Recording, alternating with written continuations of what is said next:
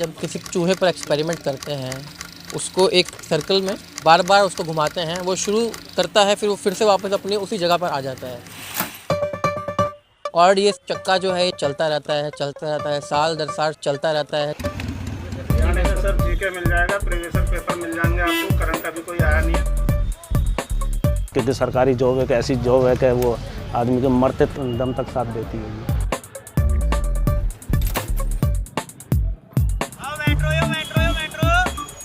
वो सोचता है कि मैं घर जाके क्या बोलूँगा, मैंने इतना पैसा लगवा दिया, हॉस्टल लिया, कम से कम एक जॉब तो लेके जाऊँ मैं।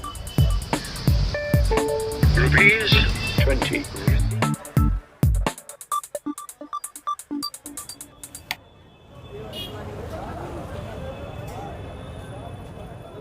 ये दिल्ली का मुखर्जी नगर है, एक ऐसा इलाका जहां युवाओं की ये कभी ना खत्म होने वाली भीड़ हमेशा देखी जा सकती है।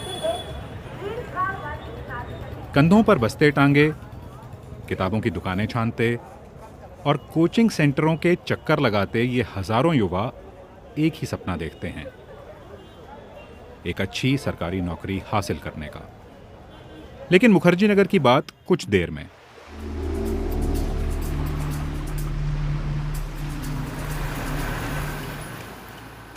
पहले चलते हैं पोर्ट ब्लेयर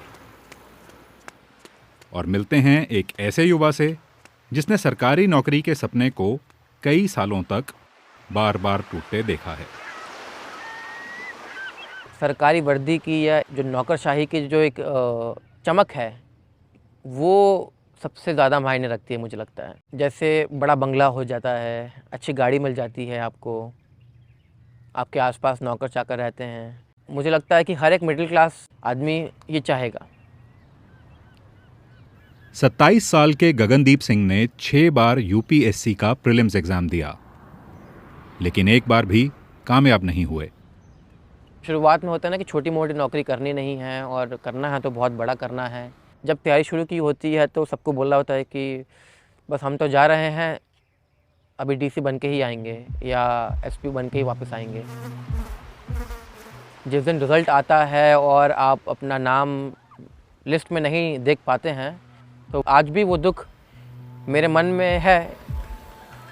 गगनदीप का परिवार मूल रूप से जालंधर का रहने वाला है, लेकिन 30 साल पहले उनके पिता ने पोर्ट ब्लेयर में बसने का फैसला किया।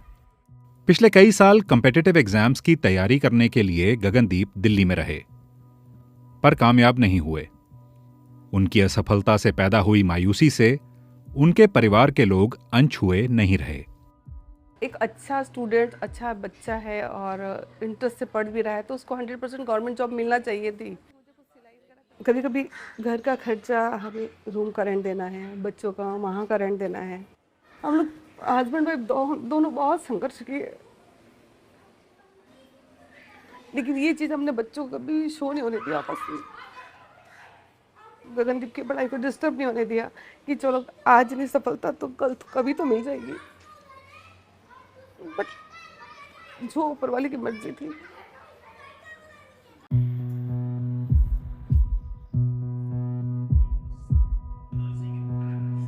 गगनदीप के दिन का एक बड़ा हिस्सा आज भी कॉम्पिटिटिव एग्जाम्स की तैयारी में ही बीतता है।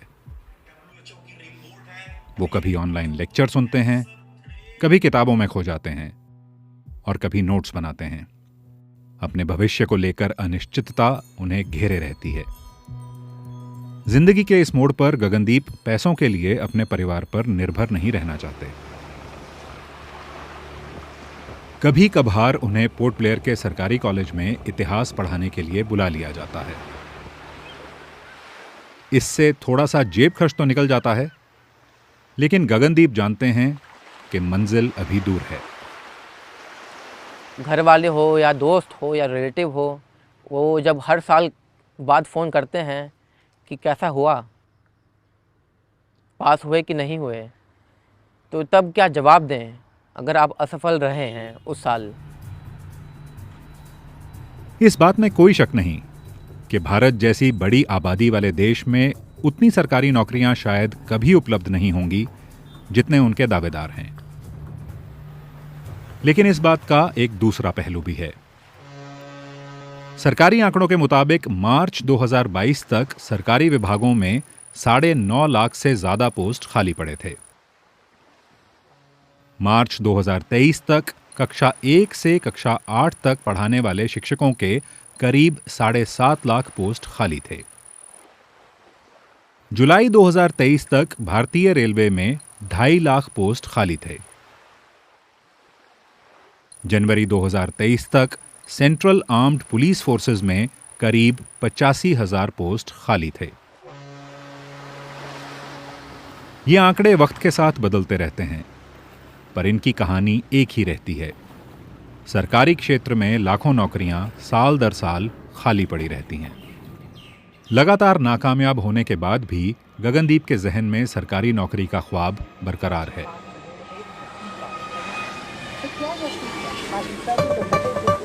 और अपनी किस्मत आजमाने के लिए गगनदीप ने फिर एक बार दिल्ली जाने का फैसला किया है।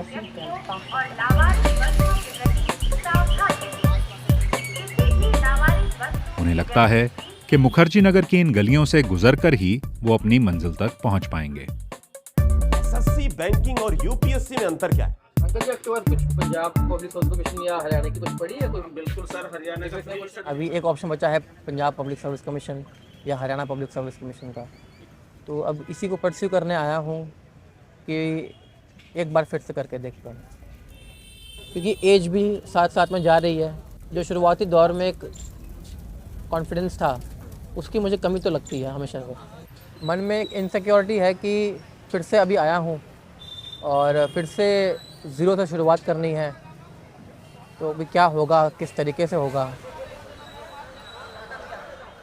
सरकारी नौकरी पाने के लिए जो तैयारी चाहिए वो देने का दावा मुखर्जी नगर में चल रहे दर्जनों कोचिंग सेंटर करते हैं। जिसके पास 12 घंटे हो वो 12 घंटे पूरी ताकत झोंक दे। This is competition. कंपटीशन में रेस हो रही है। कोई मुझसे पूछे आके सर मैं कितनी तेज दौड़ूं? अजय मिश्रा ऐसा ही एक कोचिंग सेंटर चलाते हैं। 26 नवंबर 1949। गगनदीप जैसे युवाओं के सरकारी नौकरी की तरफ रुझान को वो समझते हैं। Unity and integrity of the nation. 2 वजह मुझे नजर आती हैं इसमें। पहली है सिक्योरिटी। हर एक सोसाइटी के लोग जितने भी हमारे इंडिया में हैं उनको सिक्योरिटी को प्रायोरिटी देते हैं। और दूसरा है रुतबा। तो वो सिक्योरिटी के साथ साथ रुतबा अगर दोनों मिल जाए तो वो सरकारी नौकरी में है। ये ना कहें एस्पिरेंट्स के तजुर्बों से भी अजय मिश्रा अच्छी तरह वाकिफ हैं। शुरू में ये जब आप निर्णय ले रहे होते हैं 12th के बाद या ग्रेजुएशन के बाद, ये बड़ा क्रूशियल पॉइंट होता है। अगर आपने इस समय निर्णय ले लिया कि आप प्राइवेट सेक्टर में जाएंगे तब तो ठीक है, लेकिन अगर एक बार बच्चे ने चुन लिया कि वो सरकारी नौकरी चाहता है तो ये विशेष साइकिल बन जाती है उसके लिए। शायद इस बार, शायद इस बार, शायद इस बार, और ये चलता रहता है।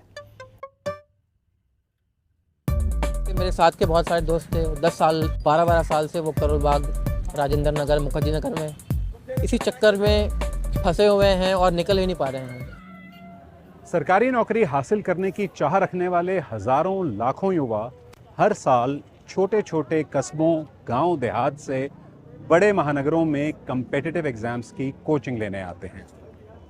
इनमें से ज़्यादातर का इरादा होता है यूपीएससी का एग्ज़ाम पास करना और आईएएस अफसर बनना। आईएएस ना सही तो कोई ना कोई सरकारी नौकरी उन्हें मिल जाए। वक्त बीतता है, कामयाबी हाथ नहीं लगती और ये सपना धीरे धीरे धुंधला पड़ने लगता है। अपनी ज़िंदगी के अहम साल इस तैयारी में झोंकने के बाद बहुत से युवाओं को ये समझ आता है कि जिस सपने का वो पीछा कर रहे थे वो सिर्फ एक मृग तृष्णा था। केंद्र सरकार का कहना है कि वो युवाओं को स्वरोजगार के लिए प्रोत्साहित करने के लिए प्रधानमंत्री मुद्रा योजना जैसी स्कीम्स चला रही है। मुद्रा पूंजी सफलता की कुंजी। लेकिन सरकारी आंकड़ों पर नजर डालें तो ये साफ है कि सरकारी नौकरी की चाह रखने वाले लोगों में कोई कमी नहीं आई है। संसद में दी गई जानकारी के मुताबिक साल 2014 से 2022 के बीच करीब 22 करोड़ लोगों ने केंद्रीय सरकारी नौकरियों के लिए आवेदन किया। इसी अवधि में जिन लोगों को सरकारी नौकरी के योग्य पाया गया उनकी संख्या मात्र 7 लाख के आसपास थी। यानी कुल आवेदकों में से जिन लोगों को सरकारी नौकरी मिली उनकी संख्या 1% भी नहीं थी। तो बड़ा सवाल एक ही है, सरकारी नौकरी के लिए ऐसी होड़ क्यों? जब आप नौकरी के बारे में सोचते हैं, आप इन सब चीज़ों के बारे में सोच रहे हैं। आप तनख्वाह के बारे में सोच रहे हैं, job security, work hours, work conditions, benefits. अगर आप देश में आज देखें तो इस तरह की अच्छी नौकरी कहाँ मिलेगी? मोस्टली वो अब सरकारी क्षेत्र में सीमित रह गई हैं, जहाँ पे जॉब सिक्योरिटी, गुड सैलरी और ये बाकी सब बेनिफिट्स भी उपलब्ध हैं। एक स्थायी सरकारी नौकरी की क्या अहमियत है, इसकी एक मिसाल साल 2022 में उस वक्त देखने को मिली थी जब बिहार, तेलंगाना, उत्तर प्रदेश और पश्चिम बंगाल जैसे राज्यों में केंद्र सरकार की अग्निपथ योजना के खिलाफ हिंसक प्रदर्शन हुए। विरोध की वजह यह थी कि अग्निपथ योजना के तहत सेना में भर्ती किए जाने वाले युवाओं में से 75% की नौकरी सिर्फ 4 साल के लिए थी। हर बच्चा यही चाहता है कि मैं सरकारी जॉब में पहुंचूं, अपनी घर की अर्थव्यवस्था को सही करूं। मेन मकसद तो यही होता है हर आदमी का, क्योंकि सरकारी जॉब एक ऐसी जॉब है कि वो आदमी के मरते दम तक साथ देती होगी। इसीलिए हर आदमी सोचता है चाहे चपरासी की मिल जाए लेकिन सरकारी मिल जाए। पिछले कुछ सालों की इन खबरों पर नजर डालें तो इस बात को समझना बिल्कुल मुश्किल नहीं लगता। जहां एक तरफ लाखों नौकरियां खाली पड़ी रहती हैं, वहीं एक नया ट्रेंड भी दिखने लगा है, नौकरियों को एडहॉक बेसिस पर भरने का। एक ना एक दिन परमानेंट हो जाने की उम्मीद में बहुत से युवा ये एडहॉक नौकरियां करने लगते हैं।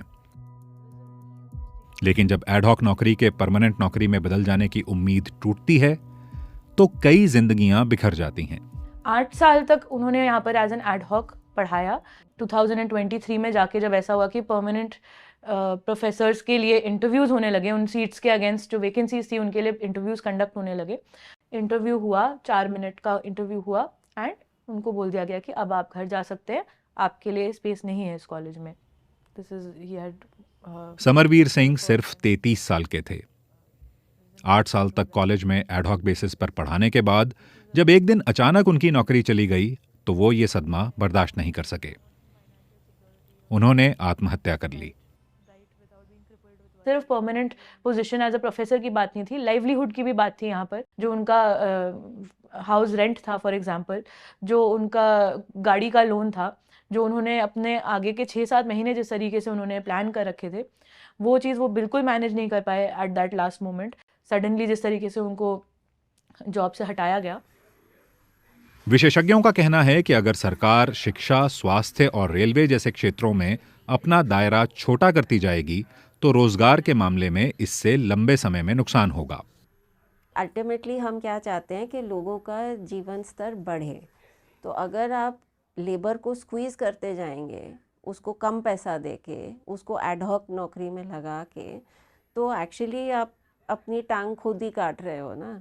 जैसे यूनिवर्सिटीज़ में पक्की नौकरियों का रहना ज़रूरी है ताकि हम अपने स्टूडेंट्स को पढ़ाने में ध्यान दें, अपनी रिसर्च में ध्यान दें, ना कि हम अगली पोस्ट को ढूंढें। रोजगार मेले की संकल्पना। केंद्र सरकार का कहना है कि रोजगार मेलों के तहत खाली पदों को मिशन मोड में भरा जा रहा है। सरकार का दावा है कि अक्टूबर 2022 से नवंबर 2023 के बीच देश भर में आयोजित किए 11 रोजगार मेलों में 7 लाख से ज्यादा लोगों को अपॉइंटमेंट लेटर्स दिए गए। वहीं दूसरी तरफ विपक्ष का कहना है कि इन रोजगार मेलों के जरिए सरकार बेरोजगारी के मुद्दे पर अपनी विफलताओं को छुपाने की कोशिश कर रही है। एक खुशहाल जिंदगी का सपना लिए हजारों युवा हर दिन इस भीड़ का हिस्सा बनते जाते हैं, लेकिन मंजिल गिने चुने लोगों को ही मिलती है। अपने सपनों का पीछा करते करते कब इनमें से ज्यादातर लोग इसी भीड़ में गुम हो जाते हैं, ये पता ही नहीं चलता। वीडियो जर्नलिस्ट संदीप यादव के साथ राघवेंद्र राव, BBC।